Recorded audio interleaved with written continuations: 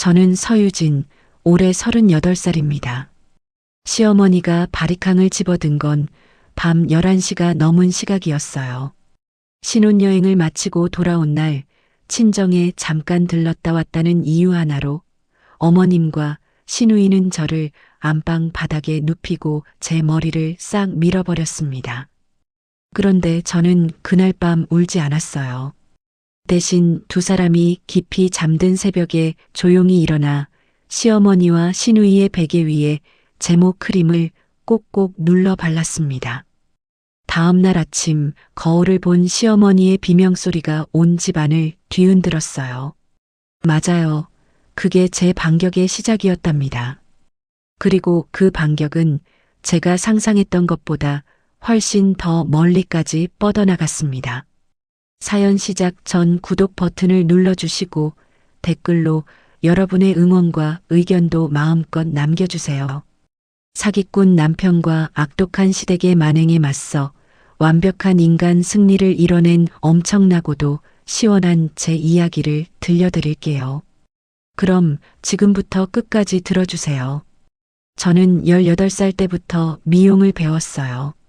학교 졸업도 하기 전에 동네 미용실 보조로 들어가서 바닥 쓸고 샴푸하고 타월 접으면서 10년을 버텼답니다. 선배 언니들한테 치이고 손님한테 치이고 새벽에 혼자 청소하면서 소독약 냄새를 맡으며 잠들 때도 많았어요. 장갑을 껴도 약이 워낙 독해서 손이 터서 피가 나도 아프다는 티 하나 안 내고 일했고 밥 먹을 시간도 아껴가며 기술을 익혔어요. 그렇게 악착같이 모은 돈으로 28살에 12평짜리 작은 미용실을 차렸습니다. 간판을 달던 날 혼자 문 앞에 서서 한참을 울었어요.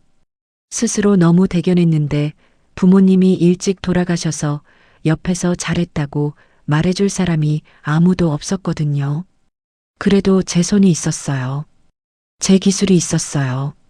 미용실이 소문이 나기 시작했어요.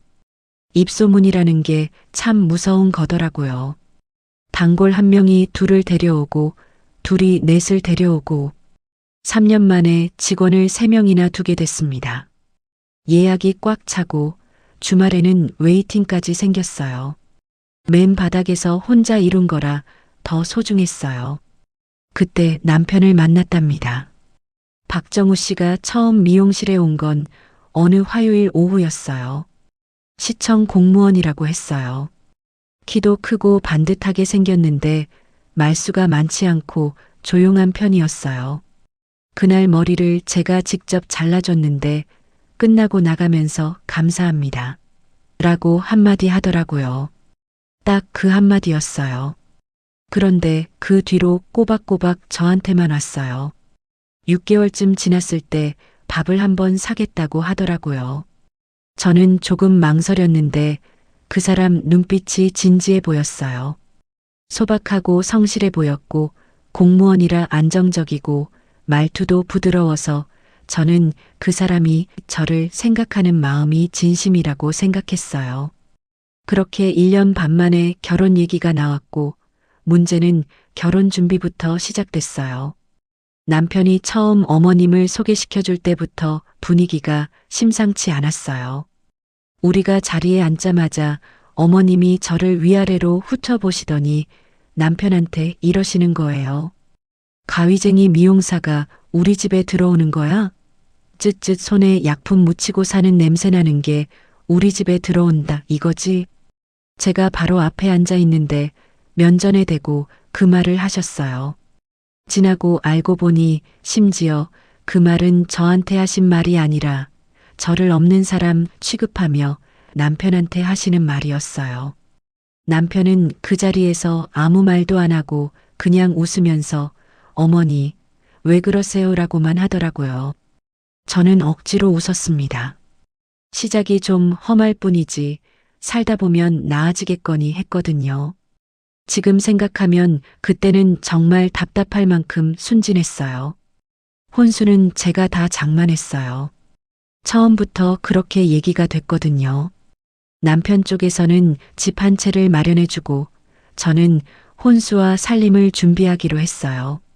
그런데 막상 집 계약할 때 보니 명의가 시어머니 앞으로 되어 있더라고요. 좀 이상해서 남편한테 물었어요. 여보, 우리 집이 왜 어머님 명의야? 아, 그거 어머니가 중간에 돈을 좀 보태주셔서 일단 어머니 명의로 했어. 나중에 어머니 돈 갚고 나서 우리 명의로 바꾸자. 저는 그 말을 믿었어요. 어머니 돈을 좀 빌렸으니 뭐 그럴 수 있다고 생각했어요. 그 집에 가전제품, 가구, 침구, 주방용품까지 혼수 비용 전부 합쳐서 4,500만 원이 넘게 들었는데 전부 제 통장에서 나갔죠. 그래도 마음은 기뻤어요. 내가 번 돈으로 우리 살 집을 예쁘게 꾸미는 거니까요. 문제는 시누이였는데 저보다 2살 어렸어요. 첫 만남부터 반말을 했지만 그냥 넘겼어요. 남편 여동생이니까요. 그런데 이 아가씨가 어찌나 말을 이쁘게 하는지 하는 말마다 가시가 콕콕 박혀 있는 거예요. 언니 미용사들은 서서 일하니까 발냄새 심하지 않아? 언니 손 약품 때문에 많이 거칠고 뻣뻣하지? 남자들이 싫어할 것 같은데. 말끝마다 그런 식이었어요. 웃으면서 하는 말이라 대놓고 화낼 수도 없었어요. 저는 결혼하고 나면 달라지겠지 하고 그냥 웃고 넘겼어요. 결혼식을 올리고 신혼여행은 제주도로 갔어요. 4박 5일이었는데 처음으로 마음 놓고 쉬었습니다.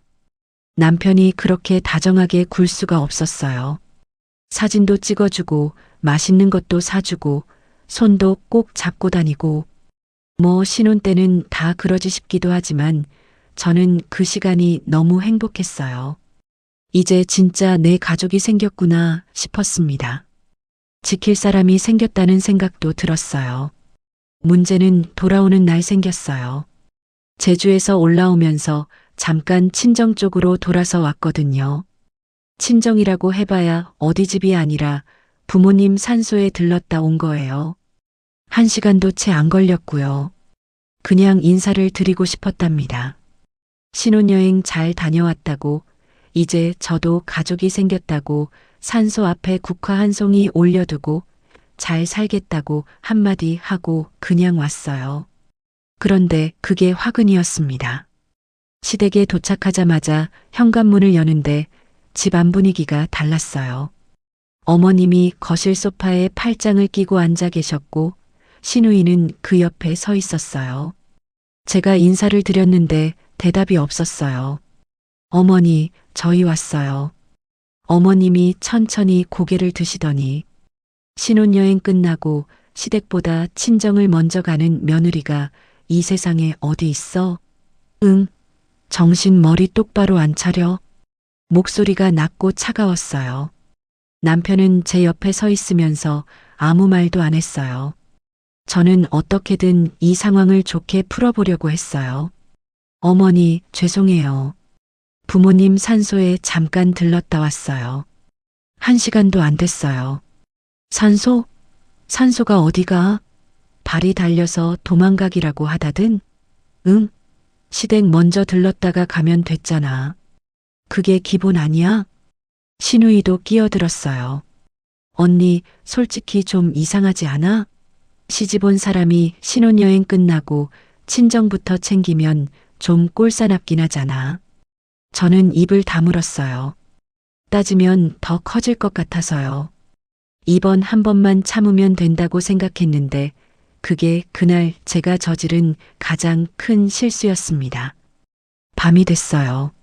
남편은 피곤하다며 먼저 안방으로 들어갔고 저는 설거지를 마치고 거실을 정리하고 있었는데 어머님이 갑자기 방에서 나오셨어요. 손에 뭔가를 들고 계셨는데 가까이 보니 바리캉이었습니다. 너 이리 와. 짧은 한마디였어요. 시누이는 이미 옆에 와 있었어요. 무슨 일인가 싶어 2사람의 얼굴을 번갈아 봤을 때 이건 그냥 넘어가는 상황이 아니라는 걸 직감했어요. 몸이 굳어서 말도 안 나왔어요. 어머님이 시누이한테 눈짓을 했고 신우이가 제 어깨를 잡아 거실 바닥으로 밀었어요. 뭐해? 우리 엄마 말씀 안 들려? 차가운 마룻바닥이 등에 닿았어요. 바리캉 소리가 났습니다. 웅웅하는 기계 소리가 귓바퀴 옆을 스치고 머리카락이 뭉텅뭉텅 잘려나갔어요. 방바닥에 검은 머리카락이 수북이 쌓이는 게 눈에 들어왔어요. 미용사가 되기로 마음먹은 날부터 한 번도 짧게 자른 적 없는 제 머리카락이었어요. 18살부터 10년 넘게 길러온 거였습니다. 저는 소리를 지르지 않았어요. 울지도 않았어요. 그냥 천장을 바라봤습니다. 어머님이 다 밀고 나서 바리캉을 탁 내려놓으시더니 이 흉한 꼴로 네가 밖에 기어나갈 수 있나 한번 보자. 어디 한번 미용실 문 열어봐. 그러고는 방문이 닫혔어요. 저는 한참을 그 자리에 누워 있었어요. 방바닥에 흩어진 제 머리카락을 바라보면서 아주 천천히 생각을 정리했어요. 울어서는 안 됐어요. 지금 울면 지는 거니까요. 저는 일어났어요. 세면대에서 얼굴을 씻고 거울을 봤어요. 낯선 얼굴이었지만 눈빛만큼은 제 눈빛이었어요. 괜찮아. 아직 내 손이 있어. 그리고 저는 조용히 욕실 수납장을 열었습니다. 욕실 수납장 안에 제모 크림이 있었어요. 미용실에서 쓰던 거였어요. 왁싱 고객 관리용으로 챙겨뒀던 건데 이사할 때 짐 속에 같이 들어왔더라고요. 뚜껑을 열어보니 아직 반 이상 남아 있었어요. 저는 그걸 손에 들고 한참을 서 있었습니다. 형광등 불빛 아래서 크림통을 들고 삭발된 제 머리를 거울로 들여다보면서요. 바깥에서는 아무 소리도 들리지 않았어요. 남편 방에서 코 고는 소리만 간간히 들렸고 집안은 완전히 고요했습니다. 저는 조용히 욕실 문을 열었어요. 어머님 방은 복도 끝이었어요. 신우이 방은 그 옆이고요. 새벽 2시가 넘어 있었고 복도에는 불 하나 켜져 있지 않았어요. 저는 발소리를 최대한 죽이고 걸어가 어머님 방문에 귀를 대봤어요. 아무 소리도 안 났어요. 문을 아주 천천히 삐걱거리지 않게 열어보니 어머님은 등을 돌리고 주무시고 있었어요. 숨소리가 깊고 규칙적이었어요. 저는 그 자리에서 제모 크림 뚜껑을 열고 베개 위에 크림을 아주 꼼꼼하게 발랐어요. 베개에 머리를 대고 자면 귀 위쪽으로 크림이 두피 전체에 닿도록 넉넉하게, 특히 정수리 쪽을 집중해서 눌러 발랐습니다. 그리고 신우이 방으로 가서 똑같이 했어요. 다시 욕실로 들어와 손을 씻고 남은 크림을 수납장 깊숙이 밀어 넣었어요. 그리고 거울을 봤습니다. 삭발된 제 얼굴을 보면서 속으로 말했어요. 내일 아침에 두고 보자. 다음 날 아침 7시가 조금 넘었을 때였어요. 방문이 쾅 열리는 소리가 났습니다. 그 소리에 제가 먼저 벌떡 일어났어요. 아, 비명이었어요. 시어머니 목소리였습니다. 그 뒤로 신우이 비명이 연달아 들렸어요. 엄마, 엄마. 저는 방문을 열고 나갔어요. 어머님이 화장실 거울 앞에서 두 손으로 머리를 감싸고 있었고 신우이는 그 옆에서 울고 있었어요. 베개에 눌어붙은 머리카락들이 뭉텅이로 빠져 있는 거예요. 정수리부터 옆머리까지 두 사람 모두 꽤 넓은 자리가 훤하게 드러나 있었답니다. 저는 표정 하나 안 바꿨어요. 왜 그러세요, 어머니? 무슨 일이에요? 이게 무슨 짓이야? 네가 한 짓이지. 너 맞지? 제가요? 저는 방에서 자고 있었는데요. 어머니, 혹시 요즘 탈모가 심해지셨어요? 스트레스 받으시면 그럴 수 있거든요. 어머님 얼굴이 새빨개졌어요. 제 멱살을 잡으려고 손을 뻗었어요. 저는 한 발 뒤로 물러섰어요. 어머니, 저한테 손 대시면 경찰 부릅니다. 어젯밤에 어머니가 저한테 하신 거, 그거 폭행이에요. 신고하면 어머니가 먼저 잡혀가세요. 그 말에 어머님이 딱 멈췄어요. 남편이 소리를 듣고 나왔는데 두 사람 머리를 보더니 아무 말도 못했어요. 저는 그날 아침 가발을 쓰고 미용실로 출근했습니다.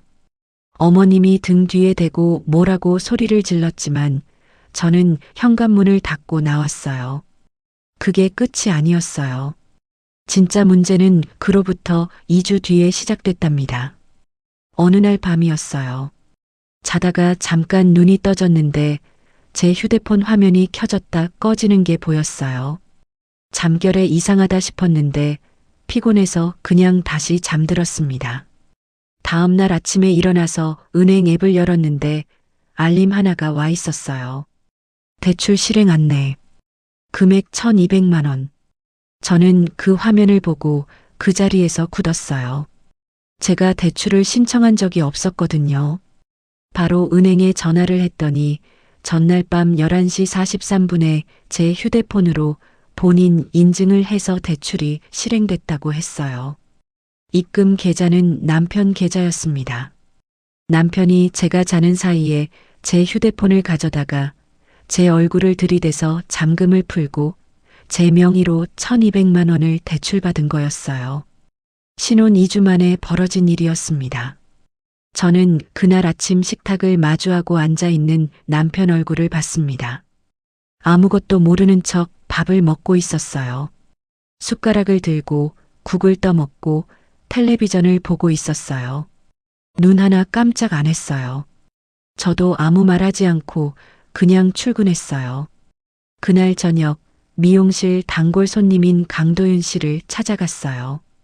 강도윤 씨는 변호사였거든요. 제가 그동안 겪은 일을 처음부터 다 털어놨어요.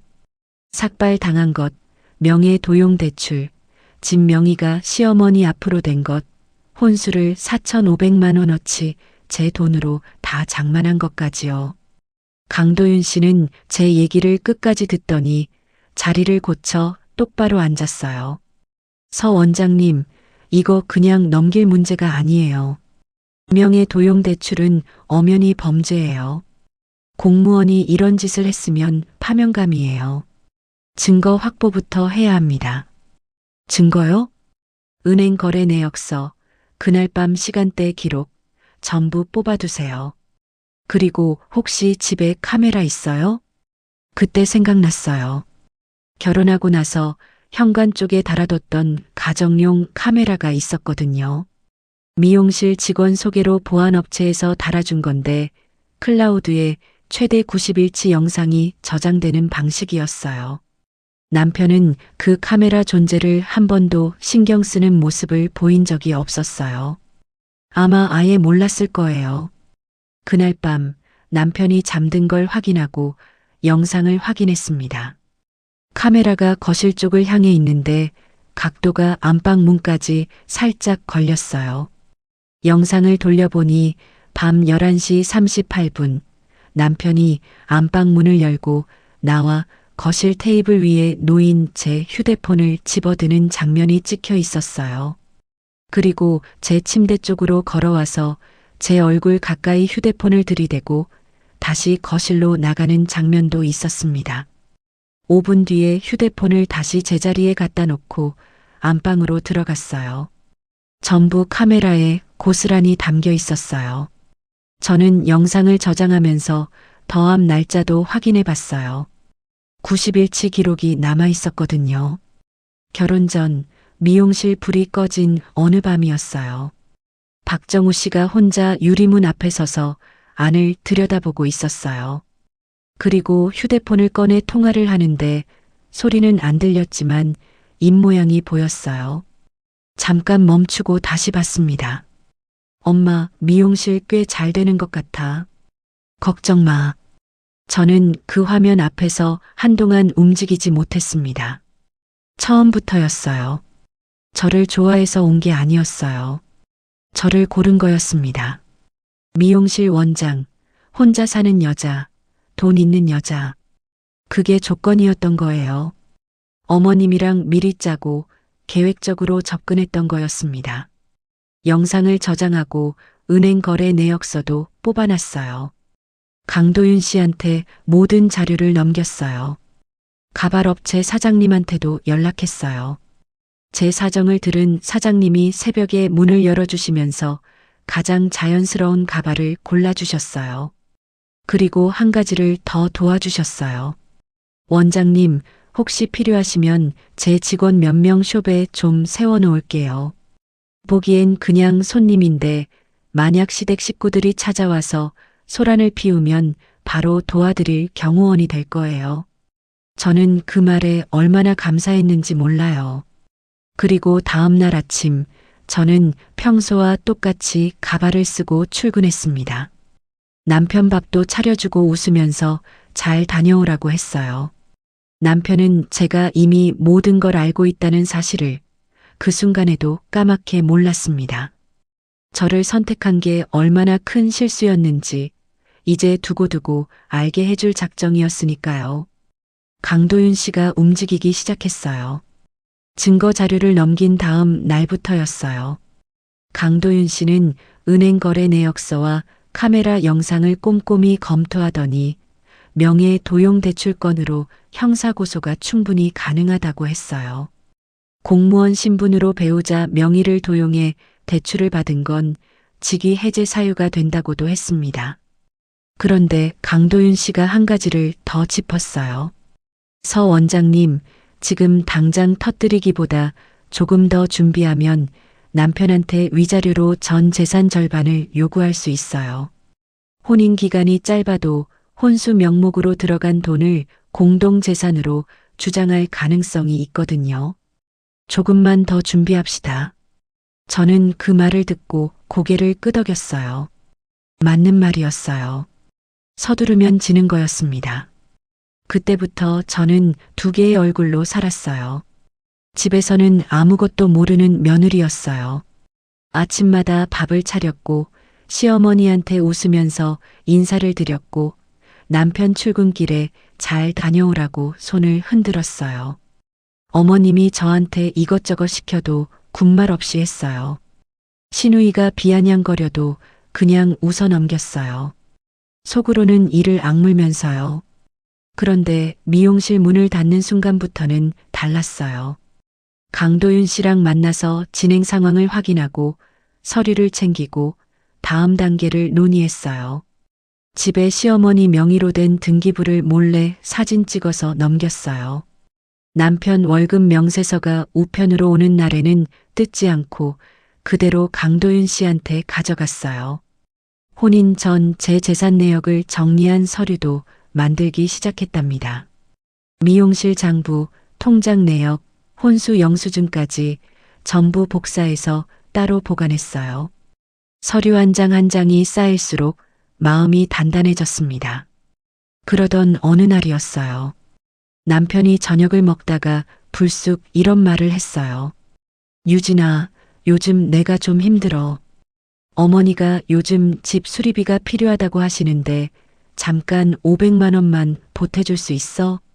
저는 밥숟가락을 내려놓고 남편 얼굴을 봤어요. 태연하게 물었습니다. 수리비요? 어디가 고장났어요? 화장실 배관 쪽이 좀 낡아서 물이 새나 봐. 어머니가 집주인한테 얘기해 봤는데 우리가 반씩 내야 한다네. 집주인이요? 언어님 명의로 된 집인데 무슨 집주인을 말하는 걸까요? 저는 그 말을 놓치지 않고 그래요? 그럼 제가 직접 집주인한테 연락해 볼게요. 어디로 하면 돼요? 남편 얼굴이 잠깐 굳었어요. 아, 어머니가 알아서 하신다고 하셨어. 그냥 돈만 보내주면 돼. 아니에요. 제가 직접 확인할게요. 집수리니까 계약서 같은 것도 챙겨야 하잖아요. 남편이 말을 흐렸어요. 저는 더 묻지 않았어요. 그 대신 그날 밤 강도윤 씨한테 연락했습니다. 강도윤 씨 대답은 짧았어요. 원장님, 그 집은 원장님이 혼수 비용으로 마련한 돈이 들어간 집이에요. 명의가 어머님 앞으로 되어 있어도 실제로 돈을 댄 사람이 누구냐는 다 기록에 남아요. 절대 한 푼도 더 보태지 마세요. 저는 남편한테 그 다음날 아침에 말했어요. 여보, 저도 요즘 미용실 운영비가 빠듯해서요. 이번 달엔 좀 어려울 것 같아요. 남편이 인상을 쓰더니 바로 어머님한테 전화를 하더라고요. 저는 설거지를 하면서 그 통화를 다 들었어요. 어머니, 500이 좀 어렵다고 하네요. 아씨, 저도 답답해요. 어머님 목소리가 수화기 너머로 새어나왔어요. 지가 뭔데 달라면 줄 것이지. 어디서 어렵다 마다야. 미용실이 그렇게 잘 된다며. 그 돈을 도대체 어디다 쓰는 거야? 어머니한테 효도할 줄도 모르면서. 저는 거품 묻은 손으로 계속 그릇을 닦았어요. 그 말 한마디 한마디를 전부 기억했습니다. 그때쯤 손에 이상이 오기 시작했어요. 가위를 쥐고 작업을 하는데 오른손 엄지랑 검지 사이가 자꾸 저렸어요. 처음엔 피로한가 보다 싶었어요.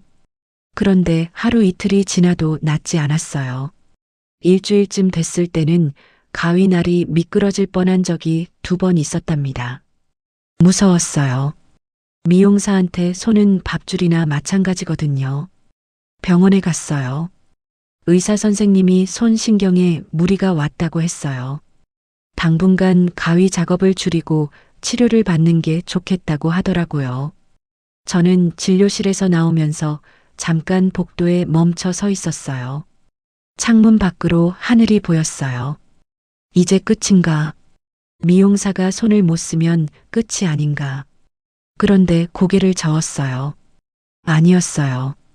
그 길로 미용실로 돌아와서 저는 그날부터 가위를 내려놓고 대신 직원들 옆에 서서 동작 하나하나를 짚어줬어요. 각도, 힘의 방향, 손목 쓰는 방법. 말로 가르치는 거예요. 그러면서 깨달았어요. 내가 10년 넘게 쌓아온 기술이 내 손 안에만 있었던 게 아니구나. 내 머릿속에도 있었구나. 그날 이후로 생각이 바뀌었어요. 직원들한테 기술을 가르치는 게 재밌어졌어요. 혼자 하나를 잘하는 것보다 10명한테 가르쳐서 10개의 손을 만드는 게 더 큰 일이라는 생각이 들었어요.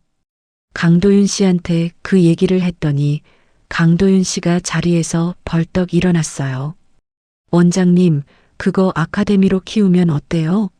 미용사 양성 교육 과정이요.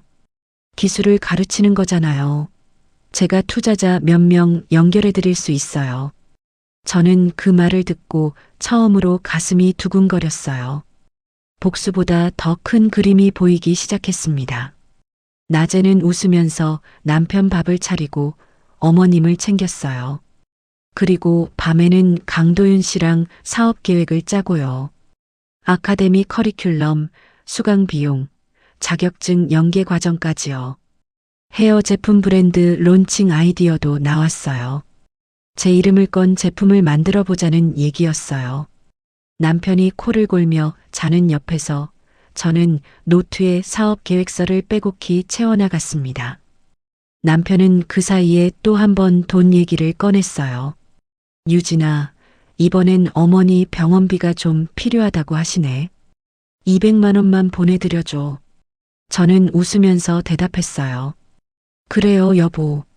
사람이 살다 보면 돈이 필요할 때가 생기죠.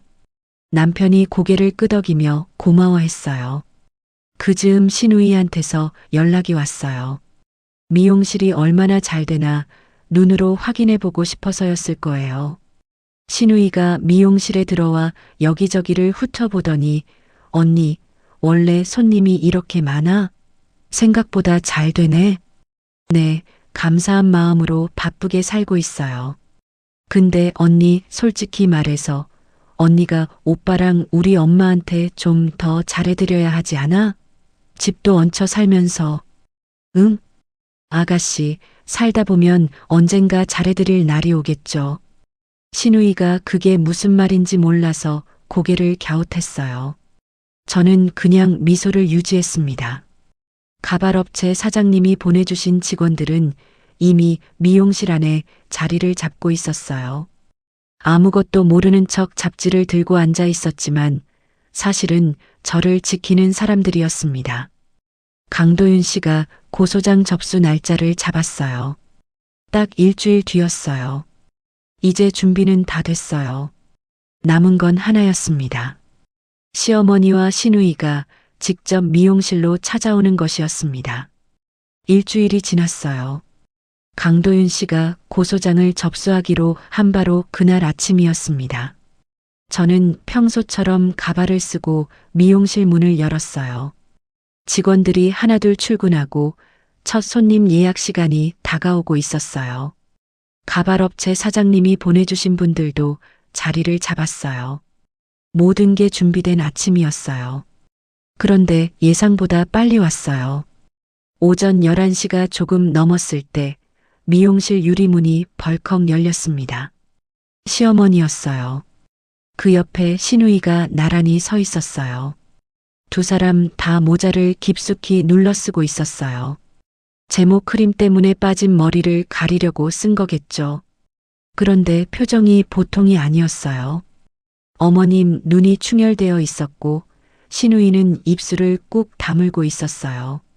뭔가 단단히 벼르고 온 얼굴이었습니다. 그 얼굴들을 보는 순간 저는 속으로 숨을 한번 고르고 표정을 완전히 지웠어요.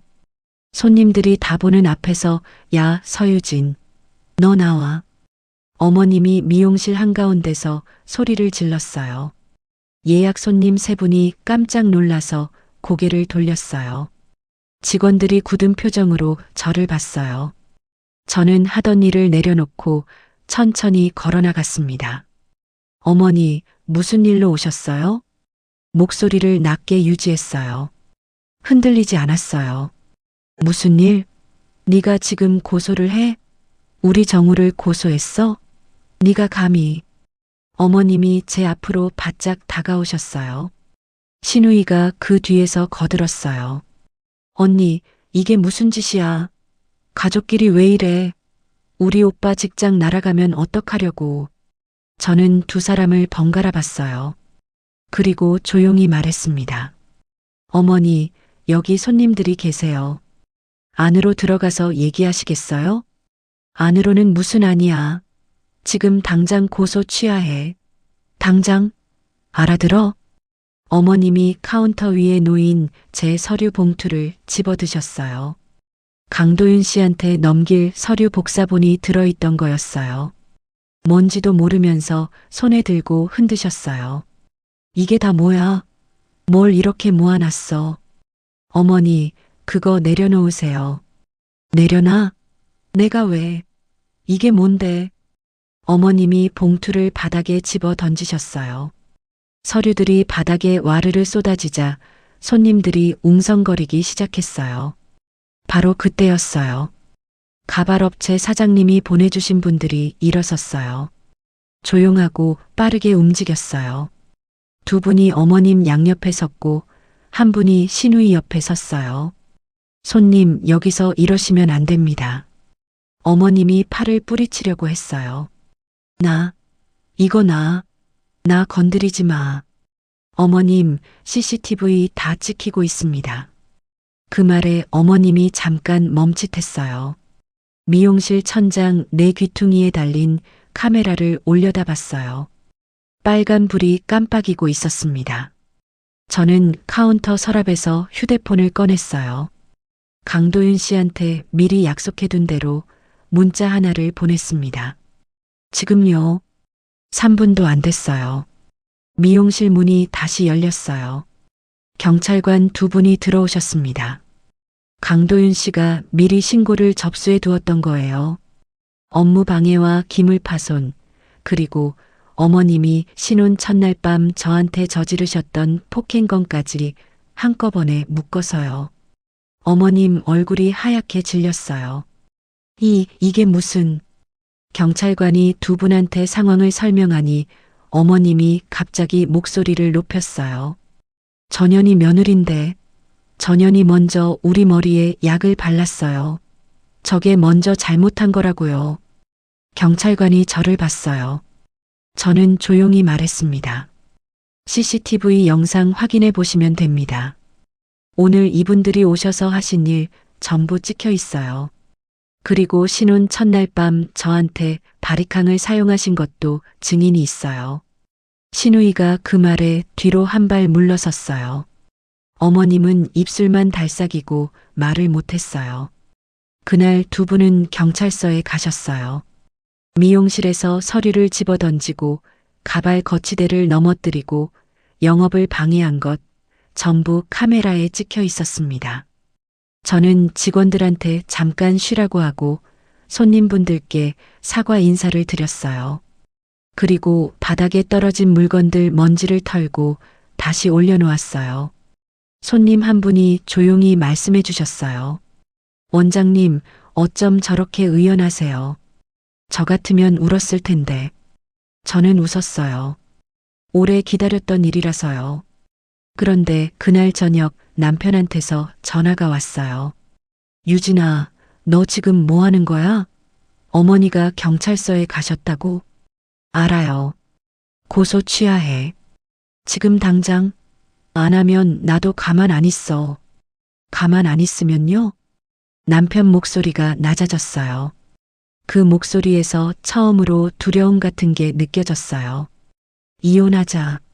대신 위자료로 네 재산 절반 내놔. 미용실 포함해서 혼인 기간에 번 거는 다 내 거야. 여보, 당신이 저지른 실수는 명예 도용 대출이에요. 공무원직 날아가는 실수요. 그건 괜찮아요? 남편이 전화기 너머에서 아무 말도 못했어요. 숨소리만 들렸어요. 저는 전화를 끊었습니다. 그리고 바로 강도윤 씨한테 전화를 걸었어요. 도윤 씨, 내일 고소장 접수하고 이혼 소송도 같이 시작해요. 강도윤 씨 목소리가 단단했어요. 알겠습니다, 원장님. 다 준비됐어요. 저는 휴대폰을 테이블에 내려놓고 창밖을 봤어요. 밤이 완전히 내려앉아 있었어요. 미용실 유리창에 제 얼굴이 비쳤습니다. 가발을 쓴 얼굴이었어요. 저는 천천히 가발을 벗었습니다. 직원도 없고 손님도 없는 그 시간에 혼자 맨머리로 유리창 앞에 섰어요. 못생겼다고 생각하지 않았어요. 강해 보였습니다. 저는 가발을 다시 쓰고 테이블로 돌아가 사업 계획서를 펼쳤어요. 투자자 미팅 날짜가 다음 주로 잡혀 있었어요. 아카데미 1호점 개설 비용, 헤어 제품 첫 생산 수량, 브랜드 이름까지 제가 직접 정했어요. 브랜드 이름은 유진으로 했어요. 제가 제국을 세우는 거였습니다. 복수는 이제 절반쯤 진행됐고 이혼 소송은 생각보다 빠르게 움직였어요. 강도윤 씨가 준비한 서류는 완벽했습니다. 카메라 영상, 은행 거래 내역서, 혼수 영수증, 미용실 장부까지 전부 법원에 제출됐어요. 남편 쪽에서 혼인 기간 공동 재산을 주장했지만 강도윤 씨가 바로 반박했어요. 결혼 전부터 제 단독 명의로 운영해온 미용실이었고 혼수 비용 전액을 제 통장에서 지출했다는 기록이 전부 남아 있었거든요. 명예 도용 대출권은 따로 형사사건으로도 접수가 됐어요. 강도윤 씨는 미용실에서 행패를 부린 영상까지 추가로 제출했어요. 어머님과 시누이가 서류를 집어던지고 가발 거치대를 넘어뜨리고 손님들 앞에서 소란을 피운 장면이 전부 기록으로 남아 있었습니다. 남편은 그때부터 흔들리기 시작했어요. 소송이 시작되고 2주쯤 지났을 때였어요. 남편 직장에서 감찰이 들어왔다는 연락이 왔어요. 공무원이 배우자 명의를 몰래 도용해 대출을 받은 건 직위 해제 사유였습니다. 남편은 바로 직위 해제가 됐어요. 그 뒤로 남편 얼굴이 눈에 띄게 달라졌어요. 소파에 앉아서 텔레비전만 보다가 밥도 제대로 안 먹고 말도 없어졌어요. 그 와중에 남편이 이런 말을 했어요. 유진아, 우리 다시 시작하면 안 될까? 내가 잘못했어. 어머니도 잘못하셨다고 하시고. 저는 그 말을 들으면서 설거지를 멈추지 않았어요. 그냥 계속 그릇을 닦으면서 물었어요. 당신 지금 그 말이 진심이에요? 응, 진심이야. 처음부터 진심이었어야죠. 그게 제 마지막 대답이었어요. 저는 그날 이후로 남편과 단 한마디도 개인적인 대화를 하지 않았습니다. 재판날이 됐어요. 법정에 들어서는데 남편이 먼저 와 있었어요. 양복을 입고 앉아 있었는데 예전 그 반듯하던 얼굴이 아니었어요. 눈밑이 꺼져 있었고 피부가 거칠어져 있었어요. 저를 보더니 눈을 피했습니다. 저는 강도윤 씨 옆에 앉았어요. 강도윤 씨가 제 쪽을 한번 봤어요. 괜찮으세요? 네. 딱 한마디만 했어요. 충분했습니다. 재판은 오래 걸리지 않았어요. 강도윤 씨가 제출한 증거들이 너무 명확했거든요. 카메라에 찍힌 영상, 은행 대출 기록, 접수 시간대까지 전부 일치했어요. 남편 쪽 변호사가 몇 번 반박을 시도했지만 강도윤 씨가 하나하나 짚을 때마다 더 이상 할 말이 없어졌어요. 방청석이 조용해질수록 남편 어깨가 점점 더 아래로 내려가는 게 보였어요. 판사가 판결을 내렸습니다. 이혼 성립. 위자료는 남편이 저한테 지금 명의 도용 대출로 제가 떠안게 된 1,200만 원, 거기에 정신적 피해 보상까지 더해서 꽤 큰 금액이었어요.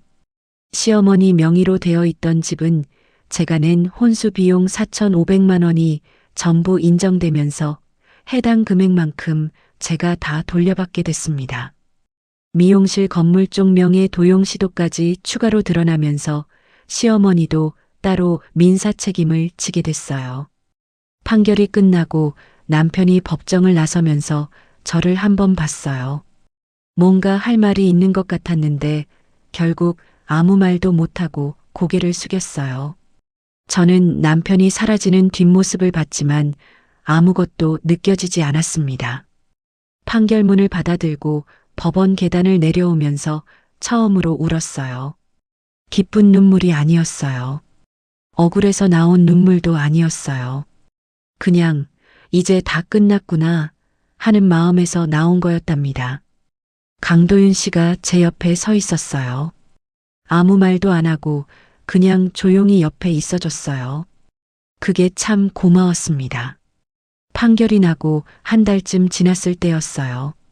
제가 아카데미 1호점 개설 준비를 한창 하고 있을 때였는데 뜬금없이 신우이한테서 문자가 왔어요. 언니, 오빠 어디 있어? 연락이 안 돼. 저는 모른다고 했어요. 사실 진짜 저도 몰랐거든요. 그런데 며칠 뒤에 강도윤 씨한테서 연락이 왔어요. 남편이 직장도 잃고 위자료 부담까지 생기자 도박판에 손을 댔다는 거였어요. 빚이 불어나자 어머님한테 손을 벌렸다가 거절당했고 결국 아무한테도 말없이 어느 날 밤에 사라졌다는 거예요. 공무원 파면에 도박빚까지 지고 가족도 버린 채로 야반도주를 한 거였습니다. 어머님과 시누이한테는 그게 더 큰 타격이었어요. 남편이 도망치면서 남긴 사채 빚이 있었거든요. 어머님 명의로 된 집이 그 빚에 묶였어요. 거기에 저한테 진 민사배상 금액까지 더해지면서 결국 집을 처분하고도 빚이 남았다고 했어요. 두 분은 산동네 낡은 단칸방으로 이사를 가셨다고 하더라고요. 나중에 제 직원이 우연히 그쪽 동네에서 어머님을 봤는데 리어카를 끌고 빈 박스를 줍고 계셨다고 했어요. 시누이가 옆에서 같이 걷고 있었는데 두 사람 다 모자를 깊숙이 눌러 쓰고 있었다고 했어요. 아들이 도망가고 남겨진 두 사람이 신혼 첫날 밤 며느리를 바닥에 눕혔던 그 집에서 쫓겨나 폐지를 줍고 있는 거였어요. 저는 그 말을 듣고 한참 아무 말도 안 했어요. 그 사이 제 오른손도 조금씩 나아지고 있었어요. 재활 치료를 꾸준히 받았거든요. 처음에는 가위를 들면 금방 저리고 힘이 빠졌는데 6개월쯤 지나면서 조금씩 달라지기 시작했어요. 아카데미에서 학생들을 가르치다가 어느 날 시범을 보이겠다고 가위를 집어들었어요. 잘려나가는 머리카락 소리가 나는데 손이 안 저렸어요. 저는 그 자리에서 멈췄어요. 학생들이 저를 봤어요. 제가 왜 멈추는지 몰랐겠죠. 그냥 가위를 쥔 제 오른손을 내려다봤어요. 이 손으로 18살부터 잘랐어요. 이 손이 굳어버렸을 때 다 끝난 줄 알았는데 이 손이 다시 가위를 잡고 있었어요. 저는 그날 수업이 끝나고 혼자 미용실에 남아서 마네킹 위에 올려진 머리카락을 1시간 동안 더 잘랐어요. 아무도 없는 미용실에서 가위 소리만 들리는 그 시간이 그렇게 좋을 수가 없더라고요. 저는 그날 아카데미 간판 디자인 최종 시안을 확인했습니다. 유진 헤어 아카데미였어요. 제 이름이 커다랗게 박혀 있었어요. 강도윤 씨가 옆에서 간판 사진을 찍어줬어요. 잘 어울려요, 원장님.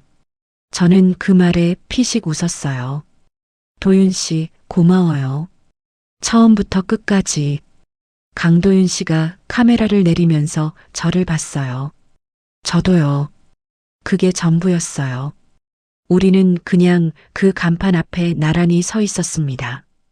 다음 날부터 수강문의 전화가 쏟아졌어요. 첫 달에 수강생이 40명이 됐어요. 2달째에는 대기자가 생겼고 3달째에는 2호점 얘기가 나왔어요. 헤어 제품 유진 라인은 온라인 판매를 시작하자마자 첫 주 물량이 동났습니다. 강도윤 씨가 연결해준 투자자들이 전국 매장 확장을 제안해 왔어요. 저는 그 숫자들을 보면서 어머님이 그날 밤 하신 말씀을 떠올렸어요. 네가 그 흉한 꼴로 밖에 나갈 수 있나 보자. 나갔어요. 나가고도 남았어요. 강도윤 씨가 청혼을 한 건 아카데미 2호점 계약서에 도장을 찍던 날이었어요. 사무실에 둘이 앉아서 서류를 검토하고 있었는데 갑자기 강도윤 씨가 펜을 내려놓더니 저를 봤어요.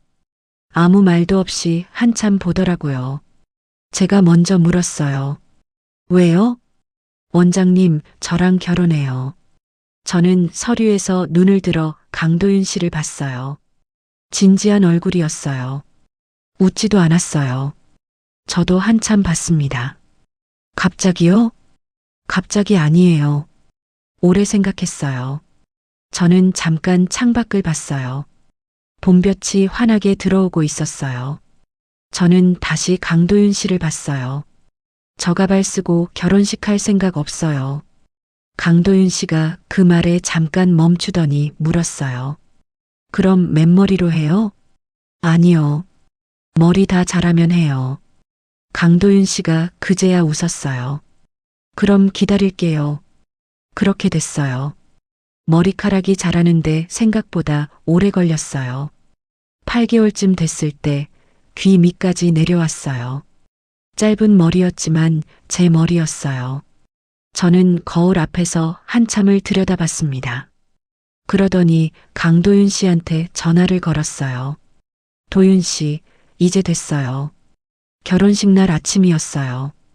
드레스를 입고 거울 앞에 섰어요. 헤어 디자이너가 짧은 제 머리를 예쁘게 손질해줬어요. 가발이 없었어요. 제 머리로 서 있었습니다. 드레스 입고 제 머리로 거울 앞에 선 게 처음이었어요. 삭발된 채 거울을 봤던 그날 밤이 생각났어요.